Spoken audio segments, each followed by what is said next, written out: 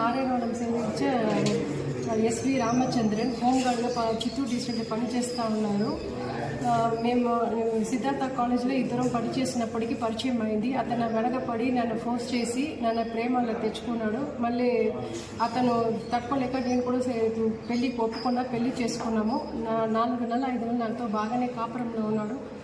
తర్వాత వాళ్ళ ఇంట్లో వాళ్ళకి మా పెళ్లి గురించి తెలిసిన తర్వాత మా హస్బెండ్ తోడుకుంటే వాళ్ళ ఇంట్లో 2 రోజులు పెట్టుకున్నారు. నువ్వు డిపార్ట్మెంట్లో పని చేస్తున్నావు కదా, ఆ కట్నం లేక నువ్వు ఎందుకు పెళ్లి చేసుకున్నావు, మేము వేరే అమ్మాయిని నీకు కట్నం కోసంగా పెళ్లి చేసి పెడతాము, ఈ అమ్మాయిని వదిలేయని చెప్పేసి అతను బ్రెయిన్ వాష్ చేసి ఆ 2 డేస్ తర్వాత మా హస్బెండ్ టోటల్గా మారిపోయి నన్ను వద్దంటున్నారు. మా హస్బెండ్ కోసం నేను మా అత్తగారి ఇంటికి వెళ్ళి నన్ను కొట్టడం, తరవడము, వాళ్ళ మేనత్త ఇంట్లో అతను దాసి పెట్టుకోవడము, ఆడికి వెళ్ళిన వాళ్ళు కూడా నన్ను కొట్టి తరివేస్తూ ఉన్నారు.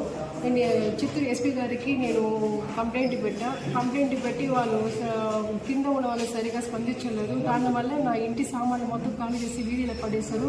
ఆ బాధ తట్టుకోలేక మా నాన్న కూడా డెత్ అయిపోయారు.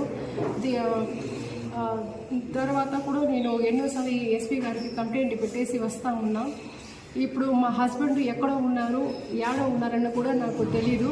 అతను గంట సేపు వేరే అవుట్ ఫోన్ కాంటాక్ట్లో కూడా ఉంది. మా అత్తగారు వాళ్ళ ఇంట్లో అడిగినా మా ఇష్టం మేము ఎట్టైనా మేము చేసుకుంటామని అంటూ ఉన్నారు. సో నేను ఇప్పుడు ఎస్పీ గారికి మళ్ళీ ఇప్పుడు కంప్లైంట్ పెట్టి ఉన్నా, నాకు న్యాయం కావాలి, నా భర్తతో నాకు కలిసండి, నేను మా అత్తగారి ఇంటికే కాపురానికి వెళ్ళిపోతా ఉన్నా.